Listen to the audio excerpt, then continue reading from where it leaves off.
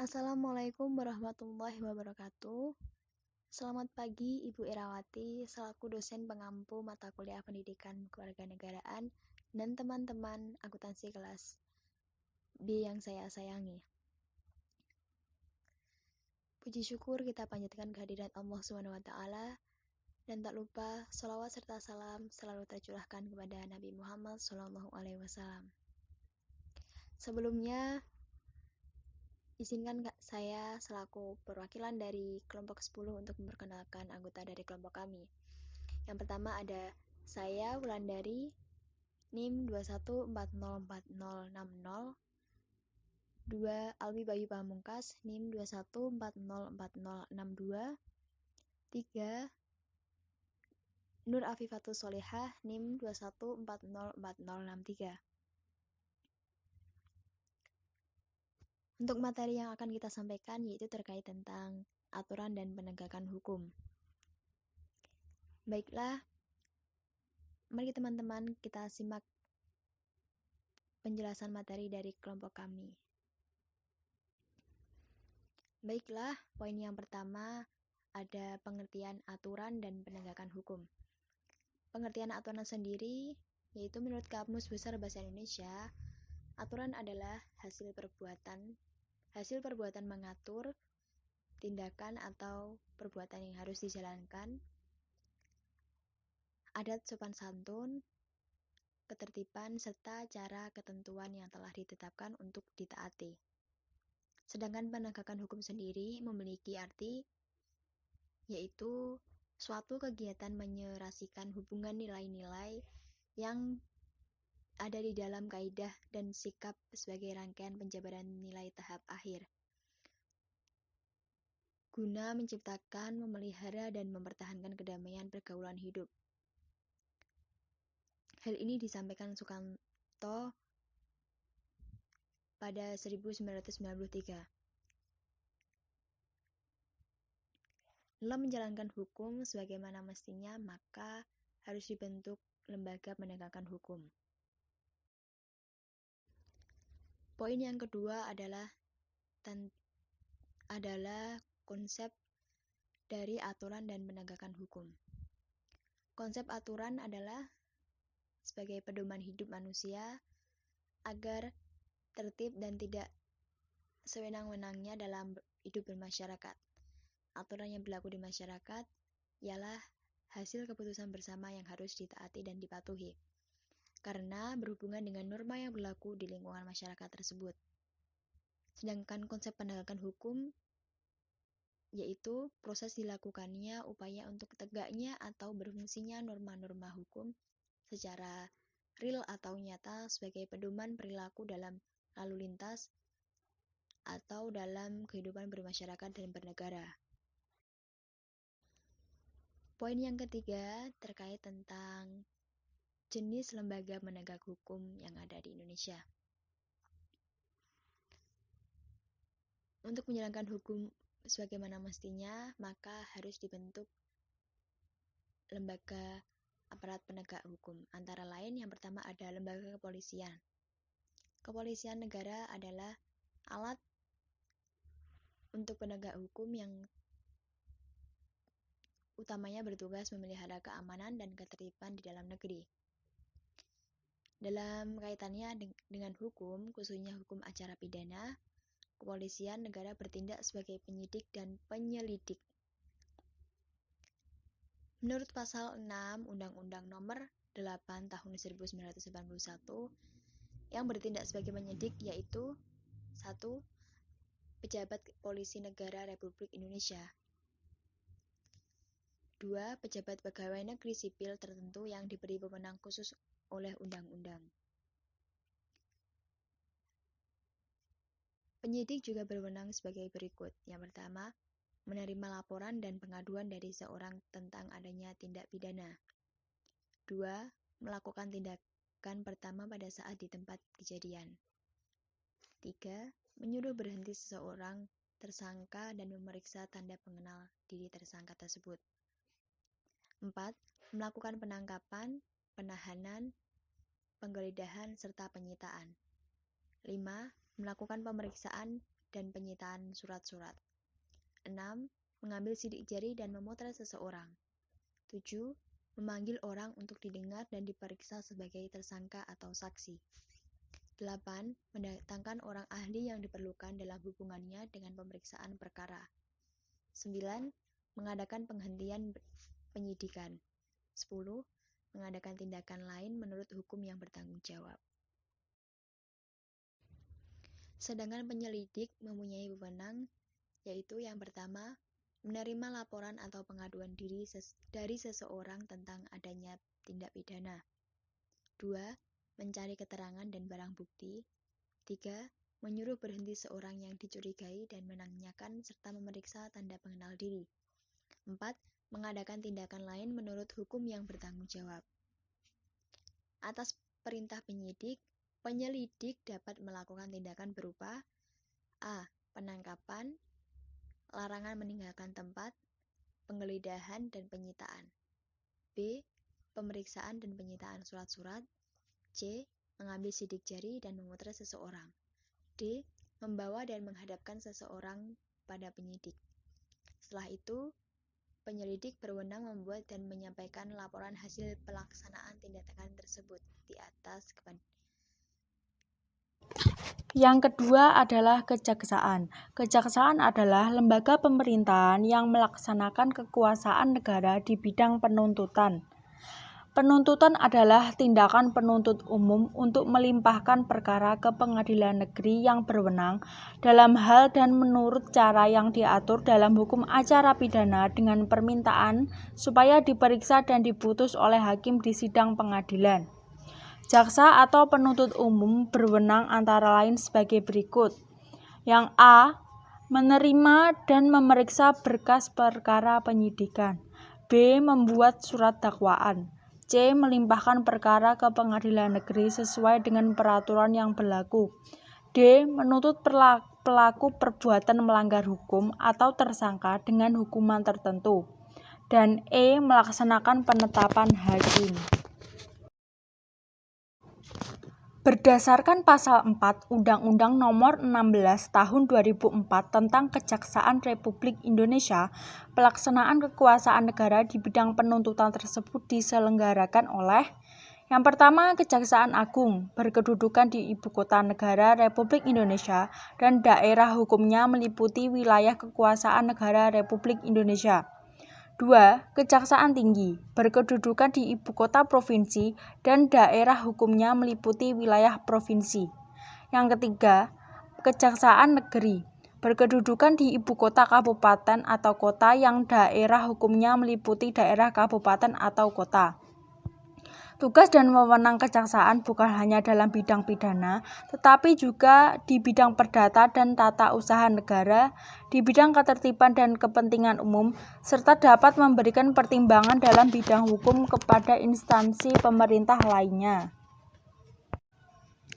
Yang ketiga, kehakiman. Kehakiman merupakan suatu lembaga yang diberi kekuasaan untuk mengadili.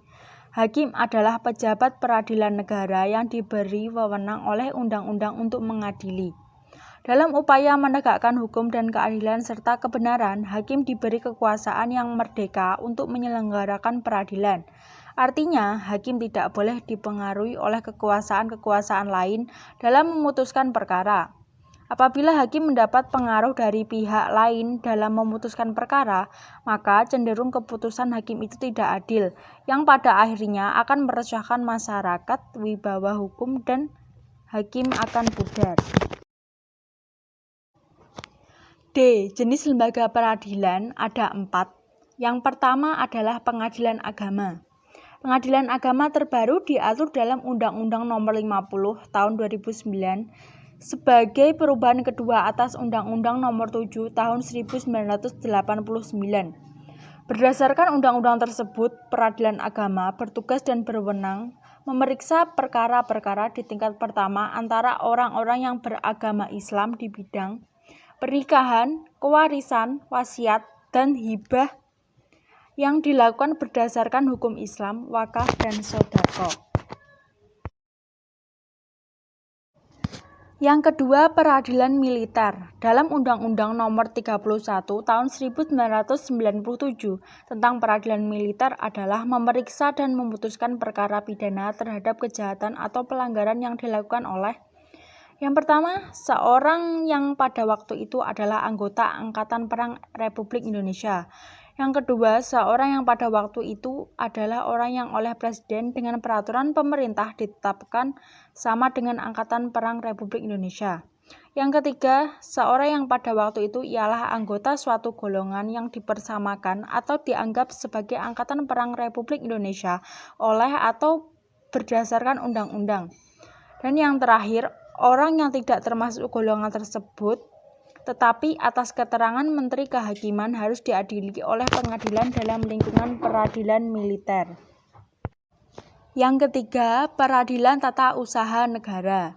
Dalam Undang-Undang Nomor 9 Tahun 2004 Pasal 1 Ayat 1 disebutkan bahwa tata usaha negara adalah administrasi negara yang melaksanakan fungsi untuk menyelenggarakan urusan pemerintahan baik di pusat maupun di daerah.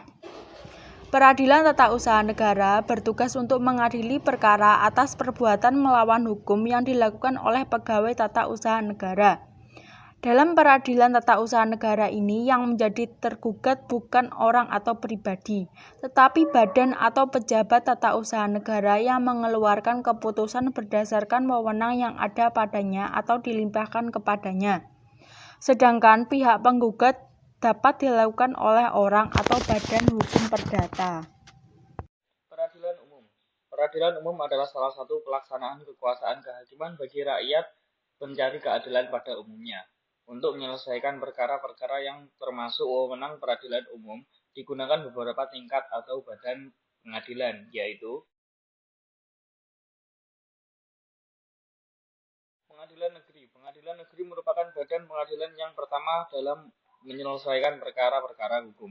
Pada dasarnya, setiap perkara hukum harus diselesaikan terlebih dahulu oleh pengadilan negeri sebelum menempuh pengadilan tingkat banding. Untuk memperlancar proses pengadilan, di pengadilan negeri terdapat beberapa unsur, yaitu pimpinan, hakim, anggota, panitera, sekretaris, dan jurusita. Fungsi pengadilan negeri adalah memeriksa dan memutuskan serta menyelesaikan perkara dalam tingkat pertama dari segala perkara perdata dan perkara pidana sipil untuk semua golongan penduduk.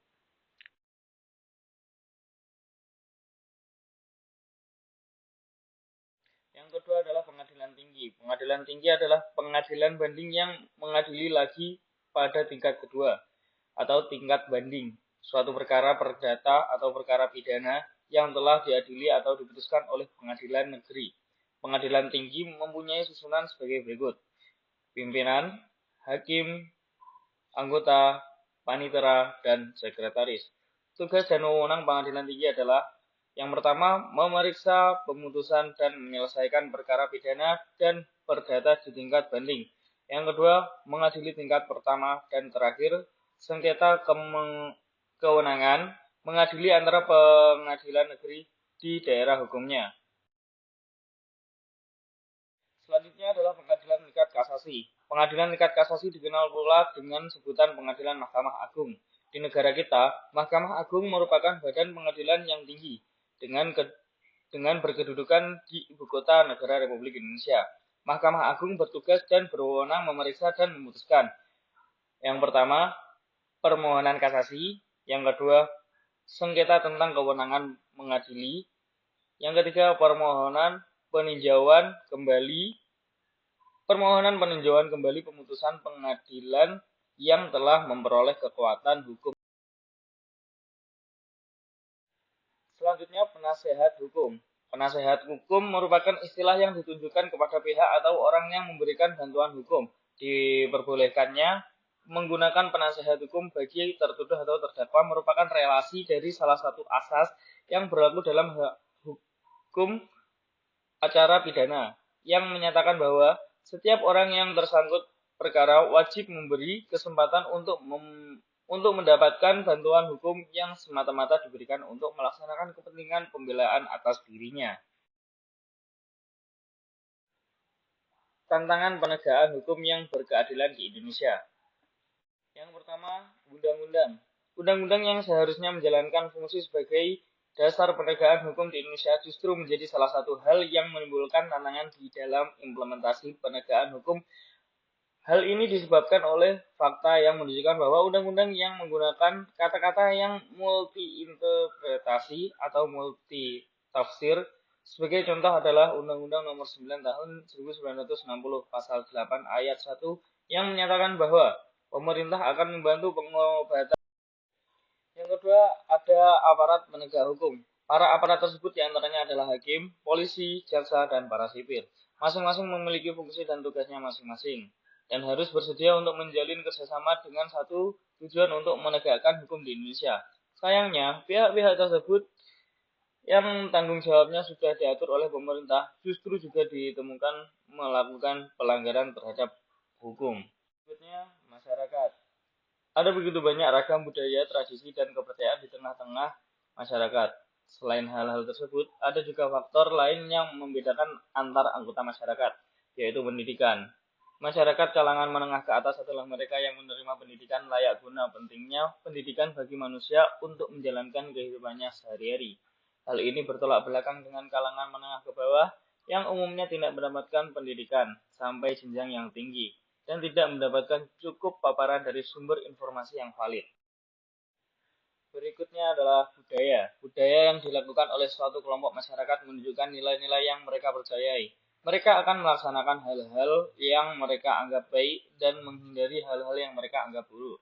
Namun, sayangnya, ada budaya yang dalam implementasinya seringkali menimbulkan masalah, yaitu budaya kompromi. Kompromi dilakukan terhadap pelanggaran hukum yang dianggap pelanggaran kecil. Namun, sesuatu hal yang terus-menerus dilakukan akan membentuk kebiasaan yang kemudian berkembang menjadi budaya. Yang terakhir adalah stagnasi. 3 hal yang harus diperbaiki dan dikembangkan adalah dalam hal keadilan sosial, ketertiban dan keamanan, serta keterbukaan pemerintah. Stagnasi ini adalah salah satu bukti kondisi penegakan hukum Indonesia yang harus menjadi motivasi untuk perbaikan di bidang tersebut. Baik, tadi adalah pemaparan materi dari kelompok kami. Untuk penyampaian materi presentasi hari ini akan saya akhiri. Jika ada pertanyaan atau ada yang menambahi serta menyanggah, kami persilahkan. Kami membuka sesi tanya-jawab di e-learning. Sekian dari kelompok kami. Wassalamualaikum warahmatullahi wabarakatuh.